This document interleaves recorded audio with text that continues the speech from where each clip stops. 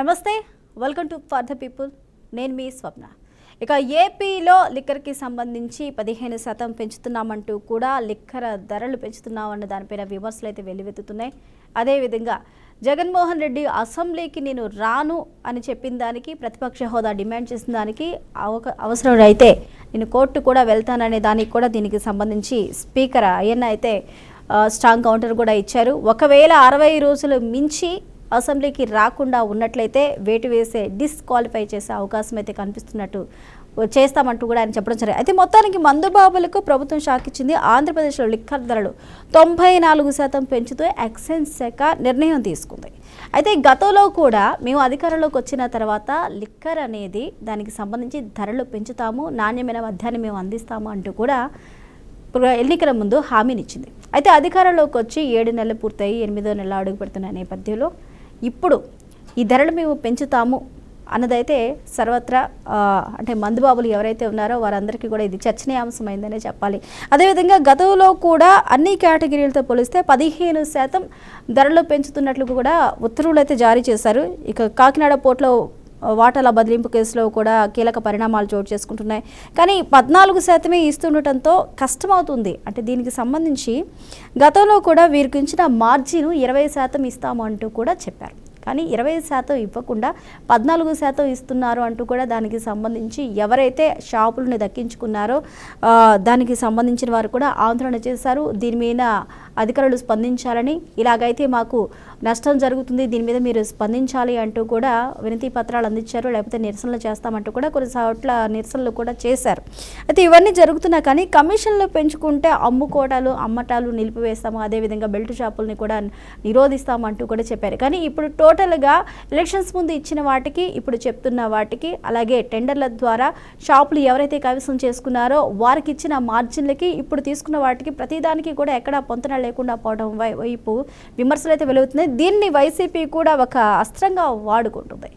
గతంలో మీరు చెప్పింది ఏంటి, చేస్తుంది ఏంటి, ఇచ్చిన హామీలు నెరవేర్చలేకే ఈ ధరలు పెంచే విధంగా మీరు చర్యలు తీసుకుంటున్నారంటూ కూడా ఆరోపణలు అయితే చేస్తున్న పరిస్థితులు కనిపిస్తాయి. కాకపోతే కేవలం ఏపీలో మాత్రమే కాదు, ఈ రోజు నుంచి తెలంగాణలో కూడా బీర్ల రేట్లు పెరిగిపోతున్నాయి. 15% పెంచుతున్నట్లు తెలంగాణ ప్రభుత్వం కూడా దానికి సంబంధించి అధికారికంగా ప్రకటన అయితే చేయడం జరిగింది. అంటే 2 తెలుగు రాష్ట్రాల్లో కూడా ఇక్కడ మద్యం ధరలు అనేవి పెరుగుతున్నాయి. కాకపోతే తెలంగాణలో ఒక బీరుకే పెరుగుతుంది, మిగిలిన వాటిలో అయితే ఏపీలో అయితే మిగిలిన వాటితో కలిపి అన్నిటికీ కూడా పెరిగే అవకాశాలు కనిపిస్తున్నాయి. అది కూడా 15%. దీని మీద మందుబాబులు అయితే అవాక్ అవుతున్నారు. రైట్, ఇదే అంశం గురించి మనతో పాటు మాట్లాడడానికి జూమ్ లైవ్లో మనకి వైసీపీ నాయకులు బొట్ల రామారావు గారు ఉన్నారు. అదేవిధంగా మనకి టీడీపీ నాయకులు నాగేంద్ర కుమార్ ఉన్నారు. మరకాసెట్లో మనకి సీనియర్ జర్నలిస్ట్ మస్తాన్ రావు గారు యాడ్ అవుతారు. అందరికీ నమస్కారం అండి. నమస్కారం అండి. నమస్కారం.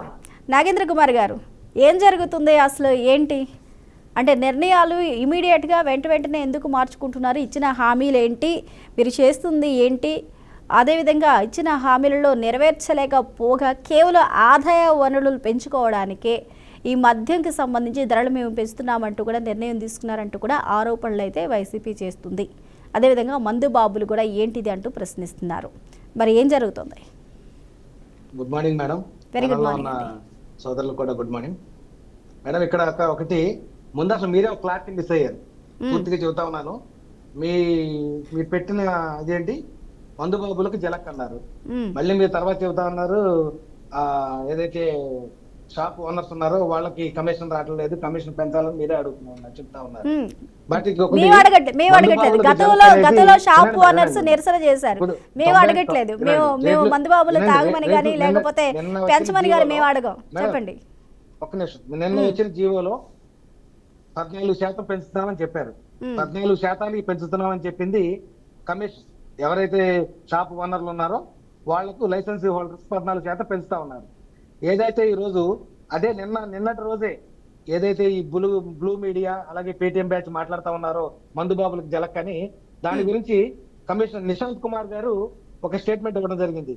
ఎక్కడ మందు రేటు పెరగట్లేదు, క్వార్టర్ దగ్గర నుంచి ఏదైతే ఫుల్ బాటిల్ వరకు పెరిగేది 10 రూపాయలు మాత్రమే, అది కూడా ఎక్స్పెన్సెస్ రూపంలో పెరుగుతుంది తప్ప ఎక్కడ మందు రేటు పెరగట్లేదని. ఇంకొకటి మేడం, ఈ రోజు మందు రేటు పెరగడం అంటే ఎలా ఉంటుందంటే 80 రూపాయల క్వార్టర్ని 240 రూపాయలకు అమ్మిన దాన్ని మందు రేటు పెరగడం అంటారు. ఈరోజు గతంలో చూస్తుంటారు గతంలో చూసుంటారు మేడం, ఏదైనా కూడా మందు రేటు పెరగడం అంటే ప్రభుత్వం మందు అమ్ముతూ ఏదైతే డిజిటల్ పేమెంట్స్ లేకుండా 80 రూపాయల క్వార్టర్ని 240 రూపాయలు 250 రూపాయలకు అమ్ముతూ ఏదైతే జే ట్యాక్స్ రూపంలో ఇంటికి చేరిందో దాన్ని జలక్ అంటారు. ఈ రోజు తెలుగుదేశం పార్టీ అధికారంలోకి వచ్చిన తర్వాత మందు రేట్లు ఏ విధంగా తగ్గాయో కూడా మీరు కూడా ఒకసారి వెరిఫై చేసుకుని మాట్లాడితే బాగుండేది. మందు రేట్లు పెరిగిపోయాయి. ఇప్పుడు ఎవరు ఈ మందు తాగే వాళ్ళు కానీ మరెవరు కూడా ఏ విధంగా కూడా పేపర్కి వచ్చే మాట్లాడిన పరిస్థితి ఎక్కడ లేదు. కేవలం మీరు పెట్టిన ఇది ఉంది కదా తమ్మునీళ్ళలో ఉంది తప్ప జనంలో లేదు. ఎందుకంటే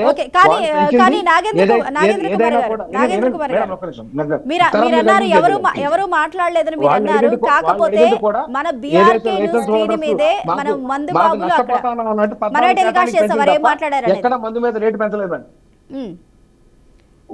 మందు మీద రేటు పెంచిన పరిస్థితి లేదు. ఇది కూడా వెంటనే ఏదైతే ఎక్సైజ్ కమిషనర్ ఉన్నారో నిశాంత్ కుమార్ గారు మాట్లాడింది కూడా మీరు ట్రయల్ చేస్తుంటే బాగుండేది. ఇది పూర్తిగా అసత్య ఆరోపణలు.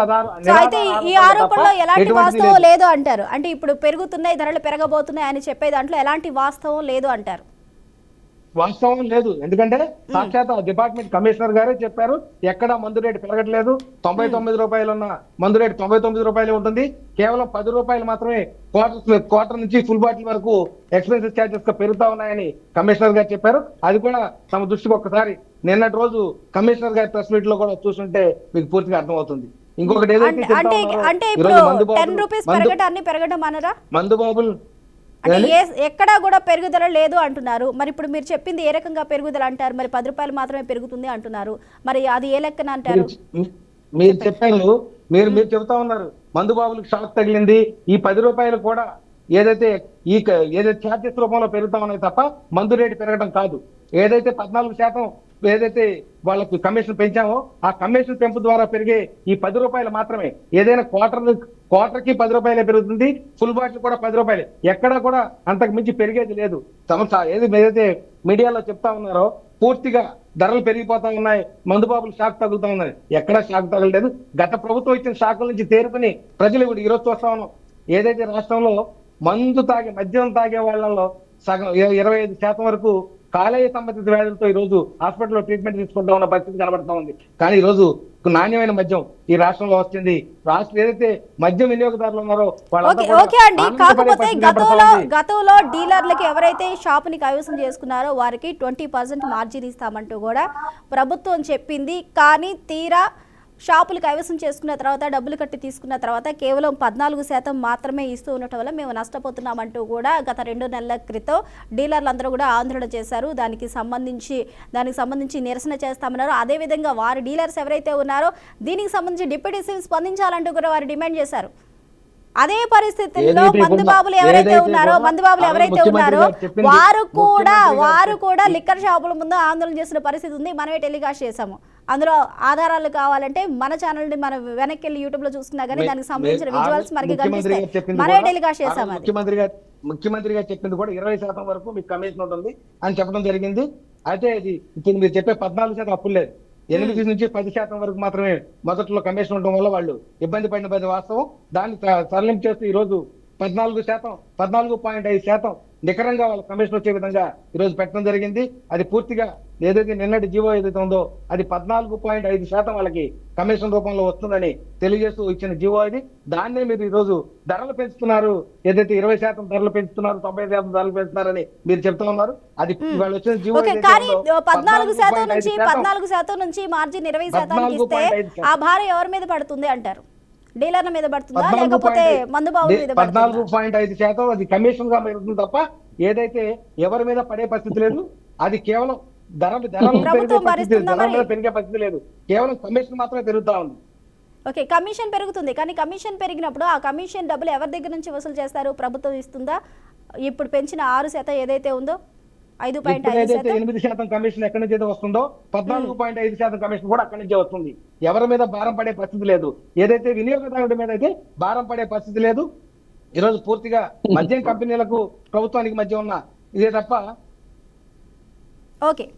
ఓకే నాగేంద్ర గారు ఒక నిమిషం హోల్డ్ అవ్వండి. రామారావు గారు చెప్పండి. రామారావు గారు నమస్కారం మేడం. నమస్తే మేడం. ఇక్కడ మద్యం ధరలకు సంబంధించి క్లియర్గా ఆ యొక్క ఎక్సైజ్ కమిషనర్ నిశాంత్ కుమార్ గారు చెప్పారు ఏమని 14.5% పెంచామంటారు. మళ్ళీ మాట మార్చి బాటిల్కి 10 రూపాయలు. ఏ బాటిల్ అక్కడ? వాటర్ బాటిలా, హాఫ్ బాటిలా, ఫుల్ బాటిలా, ఇట్లా ఉంటాయి. అవన్నీ చెప్పరు ఇక్కడ.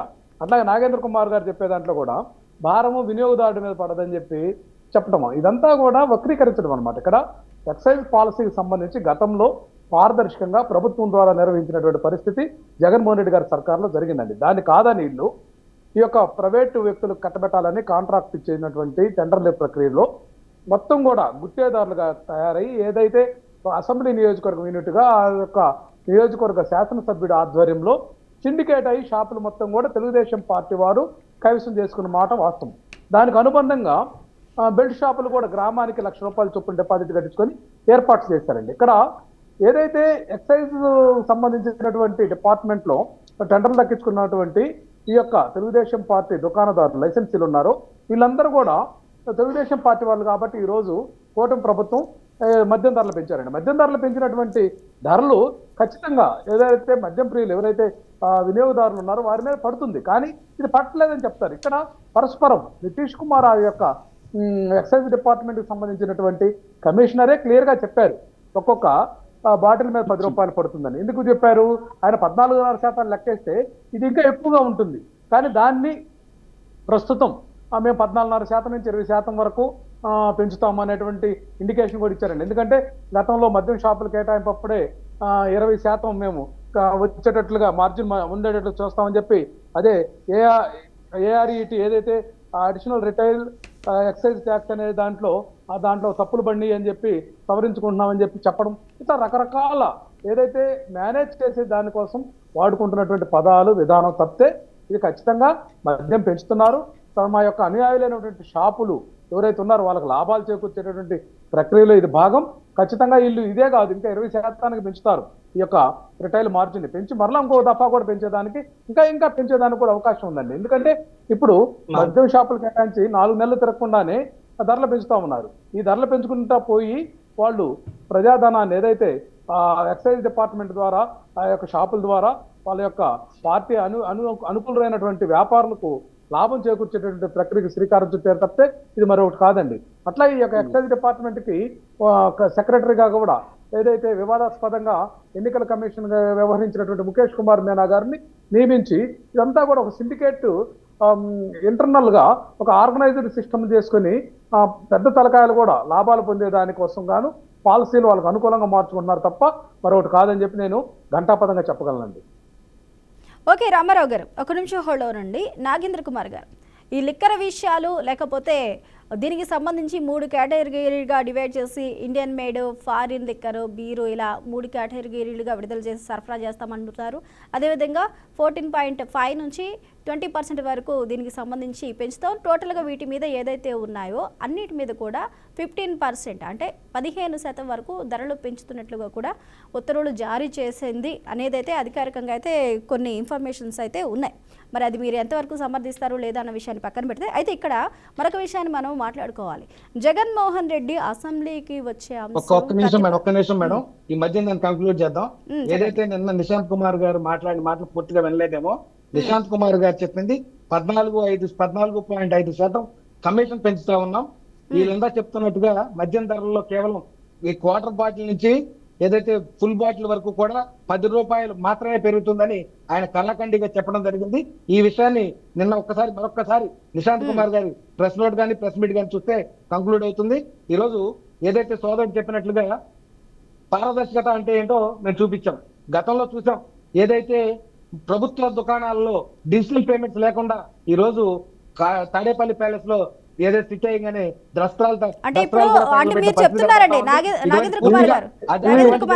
అసంబద్ధమైనటువంటి వ్యాఖ్యలు అనవసరం అండి. ఇక్కడ ఒక విషయమే స్టాండ్ అవుదాం మనం. వాటర్ బాటిల్ ₹10 పెరుగుద్దా లేకపోతే ఫుల్ బాటిల్ ₹10 పెరుగుతుంది?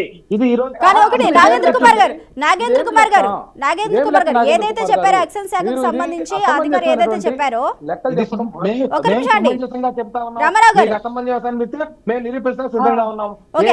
ఎక్సైజ్ శాఖ దగ్గర నుంచి అధికారులు ఏవైతే చెప్తున్నారో ₹10 మాత్రమే పెరుగుతుంది అని అది చెప్తున్నారో అది టోటల్గా మీరు తీసుకొచ్చిన దాంట్లో టోటల్గా పేపర్లో కూడా అదే ఉందా, లేకపోతే నోటి మాటగా అదే ఉందా? దానికి సంబంధించింది ప్రూఫ్ మీ దగ్గర ఏమన్నా ఉందా? ఎందుకంటే మీరు అంటున్నారు కోటర్కి 10 రూపీస్ చెప్తారండి, మాటల్లో ఎన్నైనా చెప్తారు. అధికారికంగా మీరు దాన్ని ఏ విధంగా ఉంచారు? దానికి సంబంధించింది ఏమన్నా ఉందా? నిరూపించగలం మేడం, మాకేం ఇబ్బంది లేదు. కావాలంటే మిమ్మల్ని కూడా తీసుకెళ్తాం. ఒకసారి వస్తే మీకు ఏదైతే ఈ రిటైల్ షాపులు ఉన్నాయో రిటైల్ షాపుల్లో కూడా చూపించగలం. ఏది మీరు కూడా రావచ్చు, మిమ్మల్ని కూడా ఆహ్వానిస్తా ఉన్నాం. ఏదైతే మేము చెప్తా ఉన్నామో ఈ రోజు మా కమిషనర్ గారు చెప్పని ప్రభుత్వం చెప్పినా కూడా 10 రూపాయలు మాత్రమే క్వార్టర్ నుంచి ఫుల్ బాటిల్ వరకు పెరుగుతుందని చెప్పారు. అదే రేపు జరుగుతుందని కూడా చూపిస్తున్నాం. మేము సిద్ధంగా ఉన్నాం. మీరు ఎనీ టైం ఎప్పుడైనా రావచ్చు. లేదు నాగేంద్ర కుమార్ గారు, మేడం గారు అడిగింది కరెక్ట్. ఇక్కడ నిన్నటి జీవోలో ARETని 10% నుంచి 14.5% కి పెంచుతున్నట్టు స్పష్టంగా ఉంది.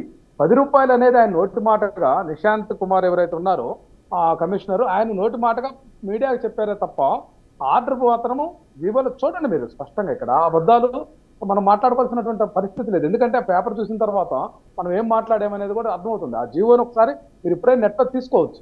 జీవో కావాలంటే నేను కూడా ఫార్వర్డ్ చేస్తాను. దాంట్లో క్లియర్గా ఏముందంటే ARET మార్జిన్ ఏదైతే ఉందో అది 10% నుంచి 14.5%. ఎవరైతే లైసెన్స్ హోల్డర్స్ ఉన్నారో వాళ్ళకి ఆదాయం వచ్చేదానికి పెంచుతామనేది ఓకే. వన్స్ రీడ్ ఎక్కడ 10 రూపీస్ అనేది ఎక్కడ మెన్షన్ చేశారు చూపించండి. క్వార్టర్ ఒక బాటిల్ 10 రూపీస్ అనేది not mentioned in that order అండి. వన్ థింగ్ రామారావు గారు, ఇప్పుడు ఇచ్చిన ఆర్డర్ ఇంప్లిమెంట్ చేసేటప్పుడు వాళ్ళకి సర్క్యులర్స్ ఉంటాయి కదా, మీకు కూడా తెలుసు కదా. మీరు కూడా 5 సంవత్సరాలు అధికార పక్షంలో ఉన్నారు. సర్క్యులర్స్ వచ్చిన తర్వాత ఏ విధంగా ఇంప్లిమెంట్ చేయాలనే దాన్ని కూడా ఒక నడక నడుస్తుంది కదా ఫైలు. అది మీకు తెలుసు కదా. కొత్తగా మీరేమన్నారంటే 10 రూపీస్ క్లియర్ 10 రూపాయలు నడుస్తాయి. ఆ మాట సర్క్యులర్లు ఇస్తారు చెప్పండి మీరు వ్యవహారంలో. ఇప్పుడు రాజకీయ నాయకులు మీరు 100 మాటలు మాట్లాడితే నేను మాట్లాడచ్చు. ఒక అధికారి మాట్లాడింది సర్క్యులర్ లో పెట్టకుండా ఎలా ఉంటారు? Simple logic. అంటే అర్థం కావట్లేదు. ఓకే, అందులో ఏదైతే ఉందో ఆ జీవోలో ఏదైతే ఉందో దాన్ని సర్క్యులర్ పెట్టడానికి ఎలాంటి అభ్యంతరం లేదంటారు. అంటే మీరు అనుకుంటున్నారు కాదండి నాగేంద్ర కుమార్ గారు. 5 సంవత్సరాల క్రితం జరిగినటువంటి అంశాలను ఈ రోజు కేసు నమోదు చేసేటువంటి ప్రక్రియ స్టార్ట్ చేశారు. ఇది కొత్తగా ఉంది ప్రభుత్వంలో. ఎప్పుడు కూడా దానికి రామారావు గారు 5 సంవత్సరాల క్రితం జరిగిన 50 సంవత్సరాల క్రితం జరిగిన ఒకసారి ఏదైనా వెలుగులోకి వచ్చిన తర్వాత ఇక్కడ అవినీతి అక్రమాలు జరిగాయని చెప్పేసి వెలుగులోకి వచ్చిన తర్వాత అది ఎప్పుడైనా అది కేసులు ఫైల్ చేయొచ్చు. దాన్ని ఎక్కడ కూడా అపోజ్ చేయడానికి లేదు. ఎందుకంటే ఎప్పుడైనా చేయొచ్చు. దానికి కాలపరిమితి ఏమీ లేదు. ఎక్కడ కూడా కాలపరిమితి లేదు. స్వప్న గారు ఒక్క విషయం నేను ఇక్కడ క్లారిటీ ఇస్తే ఏంటంటే 5 సంవత్సరాల క్రితం కనీసం కూడా ఒక అర్జీ కానీ ఒక కంప్లైంట్ కానీ ఆలోచన లేనటువంటి వాళ్ళు అప్పుడేదో జరిగిందని చెప్పి ఇప్పుడు మాట్లాడుతున్నారు అనే దానికి నేను ఉదాహరణ చెప్పాను అంతే. దాని గురించి అంతే. ఆ రోజు కూడా కంప్లైంట్ తీసుకోకపోతే దాన్ని నిరూపించుకోవాలి. ఇప్పుడు అది లేవు, అవేమి లేవు. అప్పుడెప్పుడో జరిగింది అనగనగా ఒక ఊరు గతంలో పూర్వం ఇది కాదు కదండి. జనరల్ గా ఇప్పుడు ఒక విషయం రామారావు గారు వ్యవస్థలు ఎప్పుడు కూడా అంత నిర్వీర్యంగా లేవు. ఒకటి ఇప్పుడు మీరు మాట్లాడుతుంది ఎలా ఉంది అంటే ఇక్కడ పోలీస్ వ్యవస్థని అదే విధంగా మిగిలిన వ్యవస్థలను అన్నిటి కూడా ఇక్కడ పాయింట్అవుట్ చేసేలా ఉంది. ఏ మాత్రం లేకుండా కనీసం ఒక చిన్నది కూడా లేకుండా ఊరు పేరు కూడా లేకుండా కంప్లైంట్ ఎక్కడ కూడా ఫైల్ అవ్వదు. అలా ఫైల్ చేసే రైట్ ఎవరికి కూడా లేదు. ఎవరికి ఇక్కడ ఎక్కడ కూడా జరగదండి. కార్యాలయం మీద సత్యవర్ధన్ అనేటువంటి వ్యక్తి అతని చేతి కంప్లైంట్ పెట్టారు. ఈ రోజు ఆయన కోర్టుకి ఏం చెప్పాడు నిన్న చెప్పండి? మాకు అసలు సంబంధమే లేదు ఆ కంప్లైంట్ తోటి. కానీ ఆ SC/ST ఆ కోర్టు ముందు సాక్ష్యము నిన్ననేది కదా జరిగింది. అది నాకు అసలు సంబంధమే లేదు అనుకుంది. జరుగుతున్నాయి. సత్యవర్ధన్ అనే వ్యక్తి కంప్లైంట్ కాదు, అతను ఒక సాక్షి మాత్రమే. సాక్షితో చెప్పించిన మాటలవి. ఎవరు ఏం చెప్పించారో అన్ని తెలుసు. ఇప్పుడు మళ్ళీ దీన్ని డైవర్ట్ చేయమాకండి. దాంట్లోకి వస్తే దాని మీద డిబేట్ పెడదాం. గన్నవరం దాని మీద జరిగిన దాని మీద పూర్తిగా డిబేట్ మేము సిద్ధంగా ఉన్నాం. ఏం జరిగింది ఎలా జరిగింది అనేది కూడా మేము చెప్పడానికి సిద్ధంగా ఉన్నాం. ఇప్పుడు గన్నవరంలో ఏం జరిగింది అనేది పూర్తిగా ఒక డిబేట్ పెట్టండి మేడం, మేము రెడీగా ఉన్నాం చెప్పడానికి. ఓకే నాగేంద్ర కుమార్ గారు ఒక్క నిమిషం హోల్డ్ అవునండి. రామారావు గారు అదేవిధంగా జగన్మోహన్ రెడ్డి ఇప్పటి వరకు అసెంబ్లీకి వెళ్ళలేదు. అసెంబ్లీకి వెళ్ళాలి అంటే నాకు ప్రతిపక్ష హోదా కావాల్సిందే అంటున్నారు. ఒకవేళ ప్రతిపక్ష హోదా ఇచ్చే పరిస్థితులు లేవు అని చెప్పినప్పటికీ కూడా అవసరమైతే నేను కోర్టుకి వెళ్తానంటున్నారు. కానీ ఇక్కడ ఒక 5 సంవత్సరాలు ముఖ్యమంత్రిగా ఉన్న వ్యక్తికి ఇక్కడ టర్మ్స్ అండ్ కండిషన్స్ తెలియవా? ఏదైతే రాజ్యాంగబద్ధంగా కావచ్చు, చట్టబద్ధంగా కావచ్చు, నిబంధనల ప్రకారం కావచ్చు 10% సీట్లు కైవసం చేసుకున్న వారికి ప్రతిపక్ష హోదా ఇవ్వాలి అంటూ కొన్ని నియమ నిబంధనలు ఉన్నాయి.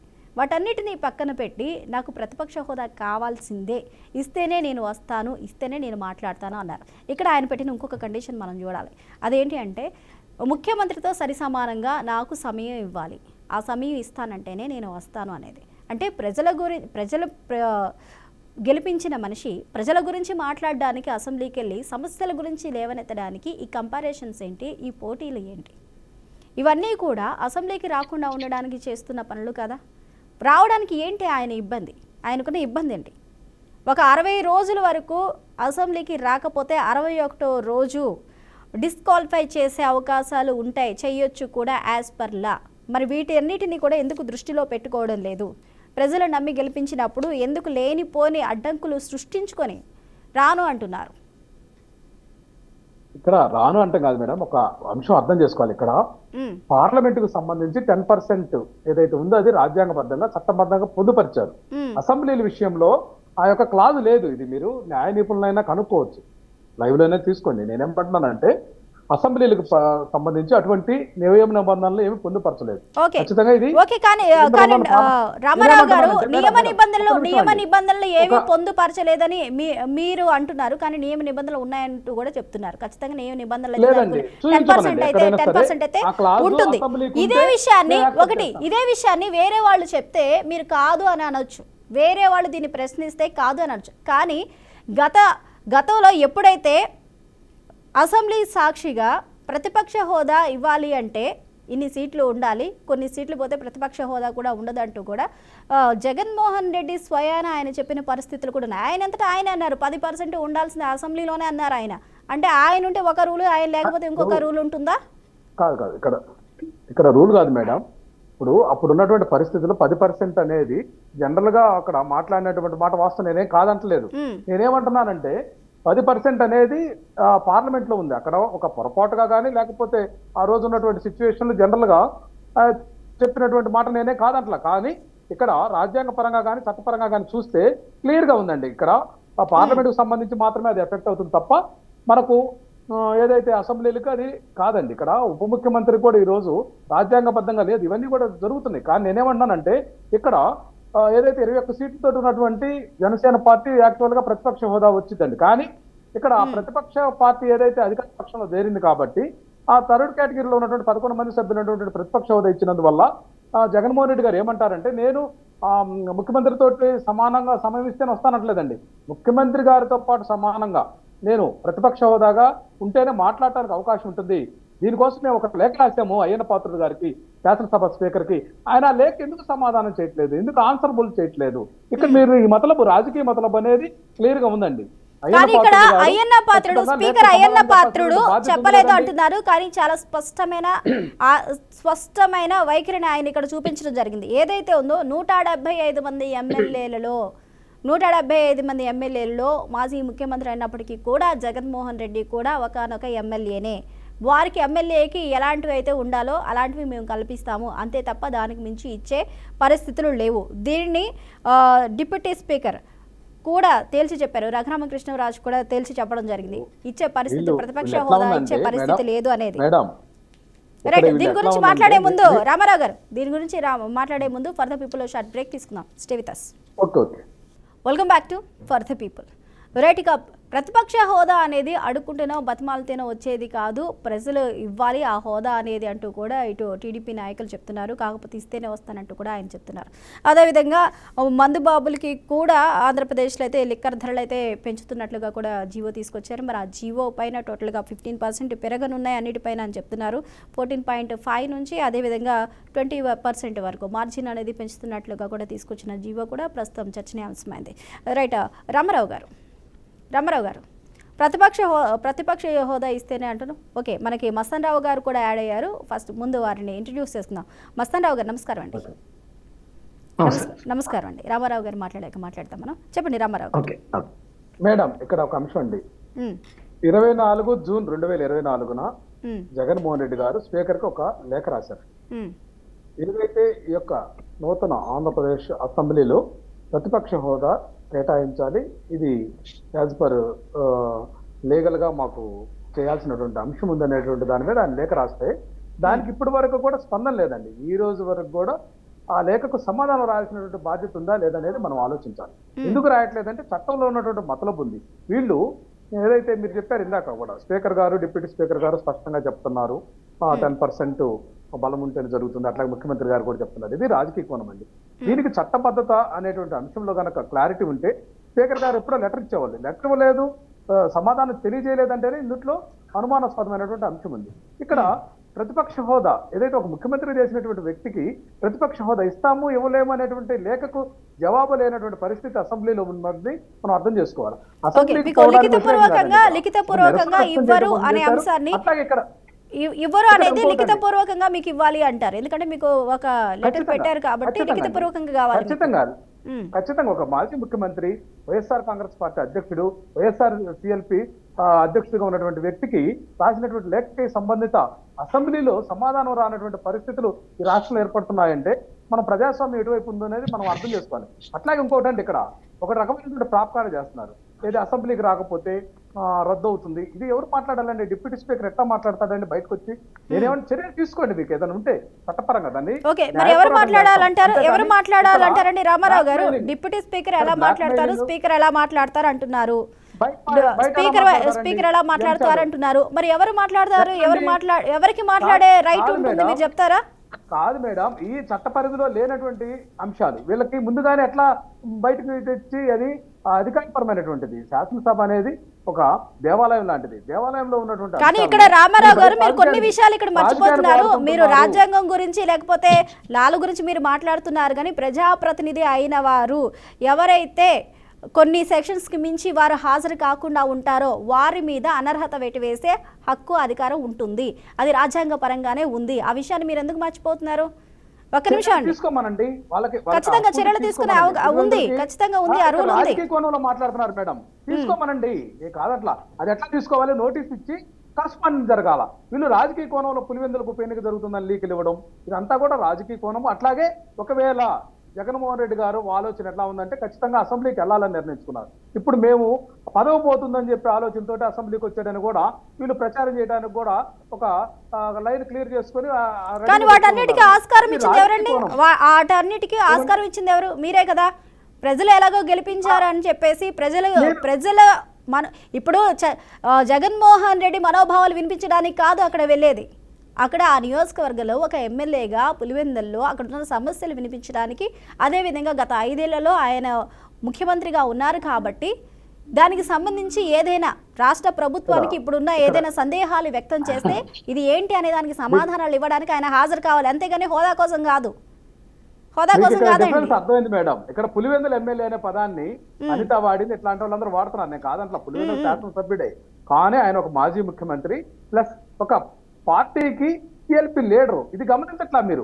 ఓకే, కాదని ఎవరు అనరండి. మాజీ ముఖ్యమంత్రి కాదని అనరు. 5 సంవత్సరాలు ఆయన పాలించారంటే మాజీ ముఖ్యమంత్రి అవుతారు. మీరు ఒక జర్నలిస్ట్ గా మిమ్మల్ని ఆ టైప్ ట్రాక్ లోకి, ఆ మైండ్ గేమ్ లోకి తీసుకెళ్తున్నటువంటి పరిస్థితులు మనకు కనిపిస్తున్నాయి. ఇక్కడ నేను ప్రస్తావించింది కాదండి, నేను ఆల్రెడీ స్టార్టింగ్ లోనే చెప్పాను మాజీ ముఖ్యమంత్రి అని. ఇందా కూడా నేను మీకు చెప్పాను మాజీ ముఖ్యమంత్రి అని. కాకపోతే ఇప్పుడు ప్రెసెంట్ గా ఆయన పులివెందుల ఎమ్మెల్యేగా ఉన్నారు కాబట్టి అది ఖచ్చితంగా మెన్షన్ చేయాల్సి ఉంటుంది. కానీ అయ్యన్న పాత్రుడు చాలా డైరెక్ట్ గా చెప్పారు ఆయన. మీరెళ్ళి అక్కడ ప్రశ్నించాలి. చూడండి రామారావు గారు అయ్యన్న పాత్రుడు డైరెక్ట్ గా చెప్పారు ఆయన 175 ఎమ్మెల్యేలో ఆయన ఒకరు అని చెప్పారు. అక్కడ వెళ్ళి ప్రశ్నించండి. మీరు అక్కడ వెళ్ళి ప్రశ్నించండి. ఒక్క నిమిషం అండి. ఎలక్షన్ రిజల్ట్స్ రాగానే జగన్మోహన్ రెడ్డి ఓడిపోయాడు కానీ చచ్చిపోలేదనే వ్యాఖ్యలు కూడా చేశారండి. ఎంత పట్టపుతులు మాట్లాడాడండి అయ్యన్న పాత్రుడు. బహిరంగ ఈ రోజు యూట్యూబ్ లో కూడా ఉన్నాయి కదా, ఇంకా మనం ఆన్లైన్ లో. అయ్యన్న పాత్రుడు అనేటువంటి వ్యక్తి ఒక రాజకీయాల్లో ఒక రకమైనటువంటి ఇబ్బందికరమైనటువంటి భాష వాడేటటువంటి వ్యక్తి. ఇటువంటి వ్యక్తుల్ని శాసనసభ అధ్యక్ష పీఠం మీద ఏదైతే స్పీకర్ గా నియమించడంతో ఈ యొక్క ప్రభుత్వ యొక్క విధానం అర్థమవుతుంది. అటువంటి రామారావు గారు ఒక్క నిమిషం అండి. లేనటువంటి వ్యక్తులను అధ్యక్ష పీఠాలు ఎట్లా వాడతారండి? ఎలా పెడతారు? తీసుకొచ్చి. ఓకే రామారావు గారు ఒక్క నిమిషం అండి. మస్తాన్ రావు గారితో కూడా మాట్లాడదాం. మస్తాన్ రావు గారు చెప్పండి. ఒక పక్క ఇచ్చిన హామీలు నెరవేర్చలేక మద్యాన్ని ఒక ఆదాయ వనరులుగా మార్చుకున్నారు అనేది ఒక ఆరోపణ ప్రస్తుతం తీసుకొచ్చిన జీవో పైన అయితే వెళ్తూ ఉంది. మరి ఇది ప్రజలకు ఏ విధంగా వెళ్తుంది అనేది సమాధానం చెప్పుకోవాలి. అదేవిధంగా జగన్మోహన్ రెడ్డి గతం నుంచి కూడా ప్రతిపక్ష హోదా కోసం డిమాండ్ చేస్తున్నారు, కానీ అది ఇచ్చే పరిస్థితి లేదని అయితే వీరు స్పష్టంగా చెప్తున్నారు. అది ఇవ్వం, కానీ ఇంకా అసెంబ్లీకి రాకపోతే అయితే వేటు వేసే అవకాశాలు ఉన్నాయి, యాక్షన్స్ అయితే తీసుకుంటామంటూ కూడా చాలా స్పష్టంగా చెప్తున్నారు. అయితే యాజ్ ఎ సీనియర్ జర్నలిస్ట్గా ఈ మద్యానికి సంబంధించి రేట్లు పెంచే విధంగా జీవో ఇవ్వడం కానీ, కాకపోతే ఇక్కడ జగన్మోహన్ రెడ్డికి సంబంధించిన ఈ ఇష్యూ కానీ మనం ఎలా చూడొచ్చు అంటారు? గుడ్ మార్నింగ్ అండి. బీఆర్కే న్యూస్ ప్రేక్షకులకు, ప్యానల్లో ఉన్న పెద్దలకు మీకు ఇక్కడ మద్యానికి సంబంధించి ఏంటంటే జగన్మోహన్ రెడ్డి గారు అనుసరించిన విధానం వేరు, ఇప్పుడు తెలుగుదేశం పార్టీ అనుసరిస్తున్న విధానం వేరు. జగన్మోహన్ రెడ్డి గారు ప్రభుత్వమే మద్యం దుకాణాలు నిర్వహించింది. ఆయన ఒక ఎజెండా ఏంటంటే ఆయన మద్యం షాక్ కొట్టేలా చేసి ఎవరైనా తాగాలంటే కూడా దాన్ని దశల వారీగా నిషేధిస్తాం, నిషేధించిన తర్వాతే ఓట్లు అడుగుతాము అని చెప్పి వెళ్ళిన విధానం ఆయన మేనిఫెస్టోలో తీసుకున్నారు. సరే, ఆయన ఆ విధంగా చేయలేకపోయారు, తీసుకోలేకపోయారు. కానీ ఇక్కడ మస్తానరావు గారు ఆ విధంగా చేయకపోయినా ఆయన ఇంకొక స్టేట్మెంట్ కూడా ఇచ్చారు. ఎప్పుడైతే ధరలు భారీగా పెంచుతామో తాగేవారి సంఖ్య తగ్గుతుంది, ఆ విధంగా నిర్మూలిస్తామని కూడా ఆయన చెప్పారు. మరి గతంలో ధరలు పెంచిన అంటే ఆయన చెప్పేది అంటే తాగే క్వాంటిటీ తగ్గింది, కానీ అంటే వాడు ఎక్కువ పెట్టాడు కదా. 2 బాటిల్స్ తాగేవాడు 1 బాటిల్ తాగుతాడు, 200 300 పెడితే అనేది పాయింట్. అయితే ఆయన అంతిమంగా ఆయన ఏదైతే నిర్ణయం అనుకున్నారో అది సాధించలేకపోయారు. అంటే మద్యం ఇప్పుడు ఎందుకంటే మనము వచ్చే కొన్ని సంవత్సరాలు 25 సంవత్సరాలకి మద్యం ఆదాయం ఎలా ఉంటుందో అనేది కూడా చూపించి మనం అప్పులు తెచ్చుకునే పరిస్థితి కూడా ఉంది. అంటే మద్య నిషేధం చేస్తారన్న పార్టీ అదే మద్యం ఆదాయం రాబోయే కాలంలో ఇంత వస్తుంది అని ఒక ఎస్టిమేషన్ వేసి అప్పులు తెచ్చుకునే పరిస్థితి కూడా ఉంది. సో ఆ విషయంలో క్రెడిబిలిటీ లేదు ఆ విషయంలో. ఎందుకంటే వాళ్ళు నిషేధం అనేది కాకుండా అప్పులు అంటే రాబోయే సంవత్సరాల్లో కూడా మద్యం అనేది ఇక్కడ అమ్ముతారనేది తేటతెల్లంగా చెప్పారు. ఇక్కడ ఏంటంటే ఇప్పుడున్న దీనిలో ఏంటంటే నాకు తెలిసింది యాక్చువల్ గా ఈ మద్యం సేవించే వాళ్ళకి సంబంధించి కూడా ఒక ఎఫెక్ట్ పడింది వైఎస్ఆర్సీపీకి సంబంధించి. అందువల్ల చంద్రబాబు నాయుడు గారు కానీ పవన్ కళ్యాణ్ గారు కానీ ఈ మద్యం ధరల విషయంలో బహిరంగంగా ప్రకటించాల్సి వచ్చింది. కొన్ని విమర్శలు ఎదురైనప్పటికీ కూడా ఇదేంటి మద్యం గురించి మాట్లాడతారని. ఎందుకంటే మద్యం తాగే వాళ్ళ పట్ల సమాజంలో ఒక చిన్న చూపు ఉంటుంది. సో అది మంచిది కూడా కాదు, మద్యం సేవించడం అనేది మంచిది కాదు. సో అయితే ఏంటంటే ఇక్కడ లైసెన్స్లు ఎవరైతే వైన్ షాపులు కానీ బార్ షాపులు కానీ తీసుకున్నారో వాళ్ళకి 14% మార్జిన్ ఇస్తారని చెప్పేసి ఫస్ట్ అనౌన్స్ చేశారు టెండర్ల సమయంలో, ఆ లైసెన్సులు వేలం వేసేటప్పుడు. సో అది వీళ్ళకి ఏంటంటే అది కుదరట్లా, వాళ్ళకి వైబుల్ గా లేదు. లేదు మస్తానరావు గారు వాళ్ళు ఇచ్చేటప్పుడు టెండర్లు తీసుకునేటప్పుడు 20% ఇస్తామనే చెప్పారు. కానీ తీరా టెండర్లు తీసుకుని డబ్బులు కట్టి టెండర్లు తీసుకున్న తర్వాత 14%కి కుదించారనేది లాస్ట్ 2 months బ్యాక్ అయితే వారు దానికి సంబంధించి లెటర్స్ అవన్నీ కూడా ఇచ్చారు. 14% కుదించారు, మాకు లాభాలు సరిపోవట్లేదు వాళ్ళందరూ ఒక మీటింగ్ ద్వారా వెళ్ళి రిప్రజెంట్ చేశారు చంద్రబాబు నాయుడు గారికి. చేసిన నేపథ్యంలో ఏంటంటే ఇది ఆ పర్సంటేజ్ తో సంబంధం లేకుండా వీళ్ళు ఏం చెప్పారు, ఒక 10 రూపీస్ అంటే అది సైజ్ కానీ లేకపోతే క్వాంటిటీ కానీ, అంటే అది క్వార్టరా ఫుల్లా హాఫా అనే సంబంధం లేకుండా ఎనీ బాటిల్ 110 రూపీస్ అనేది పెంచుతున్నట్టు నిన్న ఎక్సైజ్ కమిషనర్ కూడా ఒక ప్రకటన జారీ చేశారు. అంటే అది కేవలం వాళ్ళ యొక్క దీన్ని సరిచేయటానికి పెంచిన పరిస్థితి ఉంది, కానీ టోటల్ గా జగన్మోహన్ రెడ్డి గారు అనుసరించినట్టుగా కాదనేది వాళ్ళు స్పష్టంగా చెప్పిన పరిస్థితి ఉంది. అంటే మద్యం ధరలు షాక్ కొట్టేలా కాకుండా వాళ్ళ లాభాల విషయంలో ఏదైతే జరుగుతా ఉందో దానికి సంబంధించి మాత్రమే మేము పరిమితమై ఉన్నామనేది వాళ్ళు చెప్పిన పరిస్థితి. సో అది దానికి తాగుబోతులు మద్యం తాగే వాళ్ళు ఎలా స్పందిస్తారో చూడాలి మరి. ఎందుకంటే మద్యం ఆదాయం మాత్రం గణనీయంగా ఎప్పటికప్పుడు పెరుగుతూనే ఉంది తప్పితే తగ్గట్లేదు. ఇంకొకటి మనకి అయ్యన్న పాత్రుడు గారికి సంబంధించి మీరు అడిగారు ప్రశ్న. అయ్యన్న పాత్రుడు గారు కోర్టులో వేసిన దానికి సంబంధించి జ్యుడిషియరీకి శాసన వ్యవస్థకి సన్న గీత ఉంటది అనమాట. ఎవరు వాళ్ళు స్వతంత్ర ప్రతిపత్తిగా భావిస్తారు ఆ వ్యవస్థలో. శాసన వ్యవస్థలో జ్యుడిషియరీ కానీ జ్యుడిషియరీలో శాసన వ్యవస్థ కానీ జోక్యం చేసుకో. అయితే రాజ్యాంగానికి ఏదన్నా విఘాతం కలిగే విధంగా శాసన వ్యవస్థ వ్యవహరించినప్పుడు మాత్రం కొంత ఇంటర్ఫీర్ అవుతుంది. అంటే రాజ్యాంగంలో శాసన వ్యవస్థలో ఏదైతే చెప్పారో ఆ నిబంధనలు కనుక అక్కడ పాటించట్లేదు, సభ్యులకు అన్యాయం జరుగుతుందంటే మాత్రమే అక్కడ ప్రవేశిస్తుంది. అయితే ఇప్పుడు కోర్టులో అది జగన్మోహన్ రెడ్డి గారు వేసినప్పటికీ కూడా అది సాంకేతికంగా కోర్టుకి మన శాసనసభ స్పీకరు వివరణ ఇచ్చే విషయంలో అది సాంకేతికంగా అటు ఇటు నడుస్తూ ఉంది. అయితే నేనేమంటానంటే ఇవాళ నిన్న అయ్యన్న పాత్రుడు గారు చెప్పిన సమాధానం చూస్తే క్రిస్టల్ క్లియర్ గా చెప్పేశారు ఆయన. అది కోర్టుకి చెప్పినా చెప్పకపోయినా ఏంటంటే మీరు అసెంబ్లీకి రావాలి, రమ్మని నేను అడుగుతున్నాను. ఒకటి మీరు ప్రతిపక్ష హోదా అనేది 18 మంది మాత్రమే ఉంటే ఇవ్వటం వీలవుతుంది, లేకపోతే వీలు కాదని ఆయన స్పష్టం చేశారు. రెండోది, అసలు జగన్మోహన్ రెడ్డి గారు అంటే ఇక్కడ రిక్వెస్ట్ చేస్తున్నాము. మస్తాన్ రావు గారు ఇక్కడ రామారావు గారు ఏమంటున్నారంటే ఇది పార్లమెంట్కి అయితే వర్తిస్తుంది కానీ ఈ నియమ నిబంధనలు అనేవి అసెంబ్లీకి వచ్చేసరికి అలాంటి నియమాలు ఏం లేవు, ఇక్కడ ఎక్కడ కూడా అవి అన్ని కూడా రాజ్యాంగాల్లో పొందుపరచలేదు, చట్టాల్లో పొందుపరచలేదు, ఆ 10% అనేది అసలు మ్యాండేటరీ కాదు అంటున్నారు ఆయన.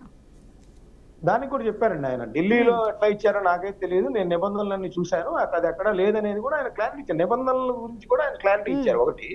రెండోది ఏంటంటే ఆయన చెప్పేదంటే అసలు జగన్మోహన్ రెడ్డి గారిని రిక్వెస్ట్ చేస్తున్నాము, పోనీ ఆయన రావట్లేదు, మిగతా 10 మందినైనా అలౌ చేయండి అంటే రావట్లేదు. ఆ విధంగా అట్లా శాసన సభ్యులుగా ఎన్నికైన వారిని శాసనసభకు వెళ్ళనీయకుండా ఆపటం అనేది కూడా రాజ్యాంగ విరుద్ధం అనేది కూడా ఆయన కామెంట్ చేశారు.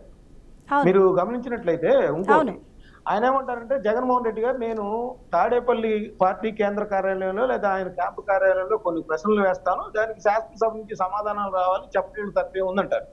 మరి శాసనసభ అనేది ఒక దేవాలయం అయినప్పుడు ఎవరో బయట వేసే క్వశ్చన్లకి ఆన్సర్ చెప్పే కాడికి అసలు శాసనసభ ఎందుకు అనేది కూడా ఆయన కామెంట్ చేసిన పరిస్థితి ఉంది. అంటే మేము అక్కడ జగన్మోహన్ రెడ్డి గారు ప్రశ్నలు వేస్తే ఇక్కడ సమాధానం చెప్పడం ఏంటి? నిజంగా ఆయన్ని ఒక శాసనసభకు వెళ్ళమని వాళ్ళ పార్టీకి సంబంధించి 11 మందిని, అంతకుముందు 151 మందిని పంపించారు. ఇప్పుడు వాళ్ళ యొక్క వైఖరులు కానీ వాళ్ళ పరిపాలన కానీ కొంత వాళ్ళకి నచ్చలేదనే ఉద్దేశంతో దానికి 11 తగ్గించి పంపించిన పరిస్థితి ఉంది. సో ఆ 11 మంది అయినా సరే రాష్ట్రంలో జరుగుతున్న వైఫల్యాలు కావచ్చు, సూపర్ 6 హామీలు ఏదైతే కూటమి సర్కార్ ఇచ్చి ఈరోజు సకాలంలో అమలు చేయలేకపోతుందనే ఒక వాదన తెస్తున్నప్పుడు వాటి గురించి నిలదీయచ్చు. అదేవిధంగా రాష్ట్రంలో అనేక రకాల అన్యాయాలు, లేకపోతే అపసవ్య నిర్ణయాలు, లేదంటే ప్రజా వ్యతిరేక నిర్ణయాలు జరుగుతున్నప్పుడు, లేదంటే ఆరోగ్యశ్రీ సరిగా చేయట్లేదు, లేదంటే ఫీజు రియంబర్స్మెంట్ ఇవ్వట్లేదు, లా అండ్ ఆర్డర్ సరిగా లేదు, ఇన్ని సమస్యలు ఉన్నప్పుడు జగన్మోహన్ రెడ్డి గారు అసెంబ్లీకి హాజరయ్యి అక్కడ ఎందుకు ఆయన ప్రశ్నించే అవకాశాన్ని అనవసరంగా వదిలేసుకుంటున్నారు అనేది కూడా వస్తా ఉంది. చర్చ జరుగుతుంది, ప్రజల్లో కూడా చర్చ జరుగుతుంది. అటు కాంగ్రెస్ పార్టీ నుంచి షర్మిల గారు కావచ్చు, లేకపోతే మేధావులు కావచ్చు, ప్రజాస్వామ్యాన్ని ప్రేమించే వాళ్ళందరూ కూడా జగన్మోహన్ రెడ్డి గారి నిర్ణయాన్ని, అంతెందుకు వైఎస్ఆర్సీపీలో చాలా మంది కూడా వ్యతిరేకిస్తున్న పరిస్థితి. దానిలో మొత్తం 11 మందిలో 4 తొలిసారిగా ఎన్నికయ్యారండి. తొలిసారిగా వాళ్ళ నియోజకవర్గాల నుంచి ఎమ్మెల్యే అయ్యారు. వాళ్ళ నియోజకవర్గాల ప్రజలు కూడా అడుగుతుంటారు, ఏంటంటే మిమ్మల్ని ఎన్నికయ్యే తోటికి మీరు అసెంబ్లీకి పోవట్లేదు అంటే, మా పార్టీ నిర్ణయం తీసుకుని అందువల్ల మేము అసెంబ్లీలో కూర్చుంటానికి కూడా లేదు. ఎందుకంటే వాళ్ళ కుటుంబ సభ్యులు కూడా భావిస్తారు, ఎమ్మెల్యే అయితే మా తండ్రో వాళ్ళ భర్తో ఇల్లు ఎమ్మెల్యే స్థానంలో కూర్చుంటే శాసనసభలో టీవీలో కనపడితే వాళ్ళకి ఒక ఆనందంగా ఉంటుంది. ఎందుకంటే శాసనసభ్యుడిగా ఎన్నుకోవడం అనేది చాలా మందికి జీవితకాలంలో కళ. అలాంటిది ప్రజా సమస్యలు ప్రస్తావించేందుకు, పరిష్కరించేందుకు, లేకపోతే నిలదీసేందుకు ఒక అవకాశాన్ని ఇలా ఎందుకు వస్తుందనే దాని మీద చర్చ జరుగుతుంది. ఇప్పుడు అయ్యన్న పాత్రుడు గారు కోర్టుకి చెప్పినా చెప్పకపోయినప్పటికీ కూడా క్లిస్టల్ క్లియర్ గా నిన్న చెప్పిన విషయం ఉంది. నిన్న ఆయన మొత్తం చెప్పేశారు, ఆయన 18 మంది లేకపోతే ఇవ్వనని కానీ, అదేవిధంగా మీరు రావాలని నేను రిక్వెస్ట్ చేస్తున్నానని. ఇంకొక రామారావు గారు చెప్పారండి. ఇప్పుడు ఆయన అయ్యన్న పాత్రుడు గారు స్పీకర్ గా ఎన్నికైన తర్వాత వేరు, స్పీకర్ గా ముందు కామెంట్ చేసిన పరిస్థితి ఉంది. అది పట్టించుకోకూడదు. ఎందుకంటే జగన్మోహన్ రెడ్డి గారు ముఖ్యమంత్రి కాకముందు చంద్రబాబు నాయుడు గారిని నంద్యాలలో ఆయన బహిరంగంగా కాల్ చేయాలని చెప్పారు. అలాంటి కాల్ చేయాలనే వ్యక్తి ముఖ్యమంత్రిగా అర్హుడైనా? మరి కాదు కదా. సో అది రాజకీయ విమర్శలు అనేది అలా చేస్తూ ఉంటారు, ఊరేయాలని, కాల్ చేయాలని అలా చెప్తా ఉంటారు. అంటే అది కూడా చంపడం లాంటిదే కదా. అలాగే అయ్యన్న పాత్రుడు గారు కూడా అన్న మాట కూడా తప్పే, కానీ అది రాజకీయ విమర్శగా స్వీకరించాలి తప్పితే దాన్ని ఏదో ఆ విధంగా చంపేసేయాలనే దాన్ని స్వీకరించకూడదు. ఎందుకంటే చంద్రబాబు నాయుడు గారు కానీ, లేకపోతే పవన్ కళ్యాణ్ గారు కానీ, లేకపోతే అంతమొందించాలి ఇలాంటి వాళ్ళని అంటుంటారు. రాజకీయంగా విమర్శలు వేరు, ప్రాక్టికల్ గా వేరు. ఆయన ఒక స్పీకర్ గా వెళ్ళినప్పుడు, స్పీకర్ గా ఎన్నికైనప్పటి నుంచి ఆయన యొక్క విధానము, ఆయన యొక్క వ్యవహార శైలిని చూడాలి. రిక్వెస్ట్ చేస్తా ఉన్నారు, జగన్మోహన్ రెడ్డి గారు రిక్వెస్ట్ చేస్తున్న పరిస్థితి కూడా ఉంది. దాన్ని పాజిటివ్ గా తీసుకొని వెళ్తారు. ఓకే మస్తాన్ రావు గారు ఒక నిమిషం హోల్డ్ అవునండి. నాగేంద్ర కుమార్ గారు, ఇప్పుడు జగన్మోహన్ రెడ్డి సభ్యత్వాన్ని ఏం చేయబోతున్నారు? అది కూడా ఇరకాటంలో పడే అవకాశాలు ఉన్నాయి. ఎందుకంటే ఇప్పుడు కూటమి ప్రభుత్వం నుంచి వస్తున్న స్టేట్మెంట్లు చూసినట్లయితే 6 నెలల కన్నా ఎక్కువగా హాజరు కాకపోతే చర్యలు తీసుకుంటామంటున్నారు. ఒక పక్క అదేవిధంగా సున్నితంగానే అసెంబ్లీకి రండి, మీ వాదన ఏదో వినిపించండి, మీకు కావాల్సిన టైం అంతా ఇవ్వకపోయినా కానీ ఆ సమస్యకు తగ్గ టైం అయితే మేము ఇస్తాము, రండి అంటూ కూడా ఆహ్వానం కూడా ఒకవైపు ఇస్తున్నారు. మరి సభ్యత్వం పరిస్థితి ఏంటి? ఇక్కడ విషయం ఏంటంటే ఈయన నష్టపోయేది కాక ఈయనతో పాటు ఒక ఇంత ప్రభంజనలో ఇప్పుడు అవునన్నా కాదు అన్న గత ఏపీ ఎన్నికలు మనం చూసుకున్నట్లయితే మన జరిగిన ఏపీ ఎన్నికలు ఆ సునామీలో గెలిచిన వారు గొప్పనే చెప్పాలి. అది 10 మంది కావచ్చు, 11 మంది కావచ్చు. వారి యొక్క అక్కడ ఉన్న వారి స్టాండర్డ్స్ని అనేవి వారు నిరూపించారు, వారు చూపించారు, వారికి బలాన్ని వారు నిరూపించుకోగలిగారు. ప్రజాదరణ వాళ్ళకి ఉన్నది అనేది. ఆ 10 మంది కావచ్చు, 11 మంది కావచ్చు, వారు కూడా వారి గొంతును వినిపించలేని పరిస్థితి ఉంది. అంటే అధిష్టానం తీసుకున్న నిర్ణయం వల్ల కావచ్చు, లేకపోతే పార్టీలో తీసుకున్న నిర్ణయాలు కావచ్చు, ప్రజల గొంతు అనేది వారు వినిపించలేకపోతున్నారు. ఇక్కడ రామారావు గారు చెప్పినట్లు కొంతమంది కొత్తగా ఎన్నికైన వారు కూడా ఉన్నారు, ఒక 4 కావచ్చు. మరి వారు కూడా ప్రజల గురించి మాట్లాడాలని కానీ, సమస్యల గురించి మాట్లాడాలి కానీ అంటున్నారు. అంటే నేను వెళ్ళకపోగా మిగిలిన వాళ్ళందరినీ కంట్రోల్ చేయడం కూడా ఎంతవరకు కరెక్ట్ అంటారు? నమస్కారం అండి. నమస్కారం మేడం, ఈరోజు ఏదైతే జగన్మోహన్ రెడ్డి గారి పదవిని ఎవరు తీసే పరిస్థితి లేదండి. ఆయనే తీయించేసుకుంటాడు. ఒకటి. ఇంకొకటి ఏదైతే అయ్యన్న పాత్రుడు గారు ఉన్నారో, అయ్యన్న పాత్రుడు గారి రాజకీయ జీవితం అంటే ఆయన శాసనసభ్యుడిగా కానీ, పార్లమెంట్ సభ్యుడిగా కానీ ఆయన గడిపిన జీవితం మా వయసు అంత ఉంటుందండి. అంటే ఆయనకి చట్టసభల గురించి కానీ, చట్టం గురించి కానీ ఆయనకి తెలవని పరిస్థితి లేదు. ఎందుకంటే 83 నుంచి ఆయన చట్టసభ సభ్యుడిగా ఉన్నారు, మంత్రిగా ఉన్నారు, శాసనసభ వ్యవహారాల మంత్రిగా పనిచేశారు. ఆయనకి సుదీర్ఘ అనుభవం ఉంది. స్పీకర్ ఎలా ఉండకూడదో అనేది తమ్మినేని సీతారాం గారు చూపిస్తే, స్పీకర్ ఎలా ఉండాలో చూపించే వ్యక్తి అయ్యన్న పాత్రుడు గారు. అయ్యన్న పాత్రుడు గారి వ్యక్తిత్వం గురించి అంటే రాజకీయ విమర్శలు పక్కన పెడితే, ఇప్పుడు మస్తాన్ గారు చెప్పినట్టు ఇప్పుడు అసెంబ్లీలో ఎలా మెలగాలనే దాని గురించి కానివ్వండి. ఈరోజు కొత్త శాసనసభ్యులు మేమంతా రాజకీయాల్లో ఉంటే మేమందరం కూడా కోరుకుంటాం ఏదో ఒక రోజు చట్టసభలో కూర్చోవాలని.